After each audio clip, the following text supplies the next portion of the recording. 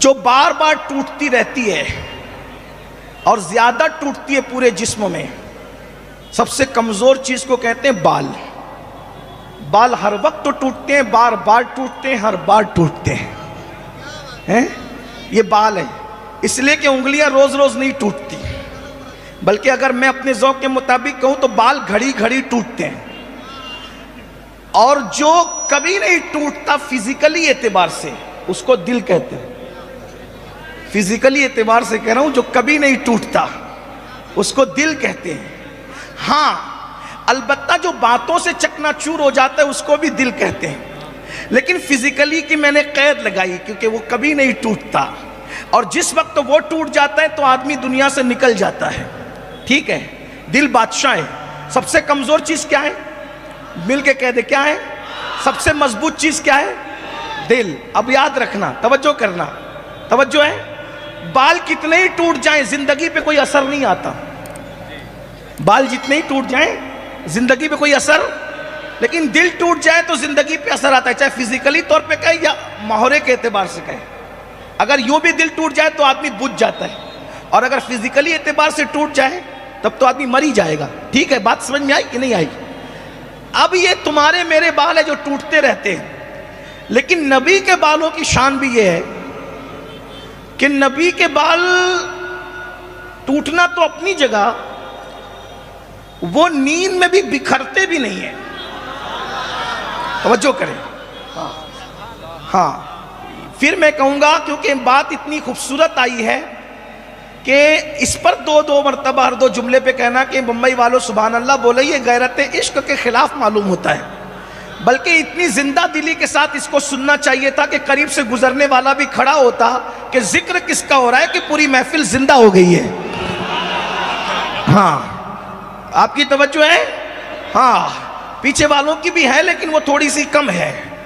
بات سمجھ میں آتی ہے؟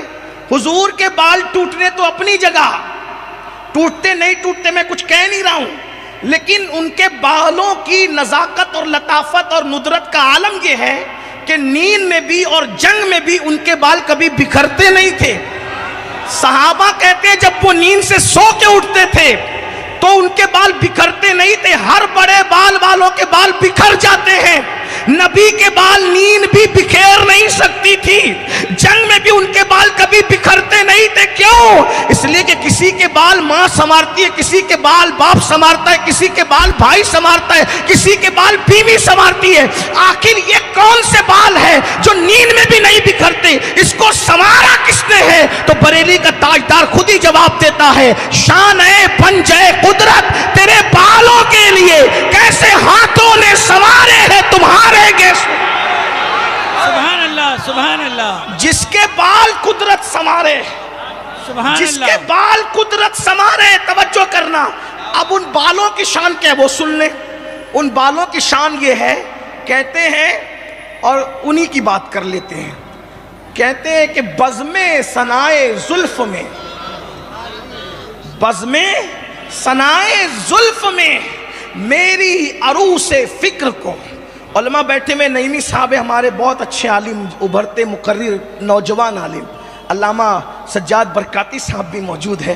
میں کوئی تشریح کرنے کا علمی حق نہیں رکھتا، طالب علم ہوں، لیکن آپ کو سمجھانے کی کوشش کر رہا ہوں۔ اتنا تو حق ہمیں بھی حاصل ہے کہ ہم کچھ کہہ سکیں۔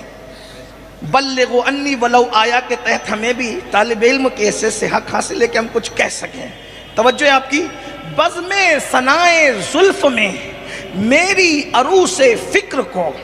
اگر اہل علم یہاں موجود ہے تو غور کریں، کہتے ہیں کہ کوئی ایسی محفل سج جائے جس میں احمد رضا کا عنوان ہو نبی کی زلفوں کی شان۔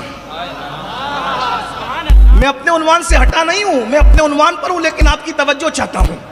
کیا نبی کے زلف کی شان بیان کرنے کے لیے کسی محفل میں احمد رضا کو بلایا جائے اور کہا جائے نبی کی زلفوں کی شان بیان کرو، تو جب نبی کے زلفوں کی شان میں بیان کرنے لگوں تو میری فکر کی دلہن جب نبی کی زلفوں کی شان بیان کرنے لگے گی تو وہ کیا کہے گی؟ فکر کی دلہن کیا کہے گی؟ ساری بہار ہشت خلد چھوٹا سا عطردان ہے، نبی کی زلفوں کی خوشبو کے سامنے آٹھوں अगर समेटा जाए तो वो छोटा सा इत्रदान बन जाती है। अब बताओ, जिसके बालों की खुशबू के सामने आठों जन्नत की खुशबू और बहार एक छोटा सा इत्रदान है, जब खुशबुए जुल्फे मुस्तफा के सामने आठों जन्नत की बहारें एक इत्र की डिबिया बन जाती है, आठों जन्नत की बहारें एक इत्र की डिबिया बन जाती है। ये खुशबुए जुल्फे मुस्तफा के सामने जन्नत का हाल है, तो जुल्फे मुस्तफा का आलम क्या होगा? और जब जुल्फे मुस्तफा की ये शान है तो कल्बे मुस्तफा का आलम क्या है? अब ये कल्ब क्या है? कल्बे मुस्तफा क्या कहते हैं? दिल समझ से वरा है, वरा है, मेरी समझ के बाहर है नबी का दिल। मगर यूं कहूं, गुंचे गुंचे राज़े वहदत पे लाखों सलाम। नबी का दिल अल्लाह के राजों का गुंचा है, गुंचा गुंचा गुंचा। और उसी गुंचे को उर्दू में कली भी कहते हैं, और उसी कली को अरबी में ज़हरा कहते हैं। अब तलाश करो नबी के खानदान में ज़हरा है कौन? अल्लाह अकबर। तो पूरे खानदान मुस्तफा में एक ही हस्ती है जिसे ज़हरा कहा जाता है। अस्सलामु अलैकुम वरहमतुल्लाहि वबरकातुहू। मेरे प्यारे अजीज दोस्तों, भाई और बहनों, जैसा कभी आपने हमसे बड़े आलिम मुहद्दिस आज़म व फ़क़ीर आज़म सैयद अमीनुल क़ादरी साहब के ज़बान से बयानात को समाअत कर लिए, तो अगर आपने शुरू से लेकर एंड तक बयान को सुने होंगे तो आपको अच्छे तरीके से मालूम चल ही गया होगा कि कोई इंसान का सर का बाल हो या फिर शरीर का या जिस्म के कहीं का भी बाल हो या फिर पैर का बाल हो, क्यों झड़ता है, क्यों पक जाता है, ये आपको मालूम नहीं है।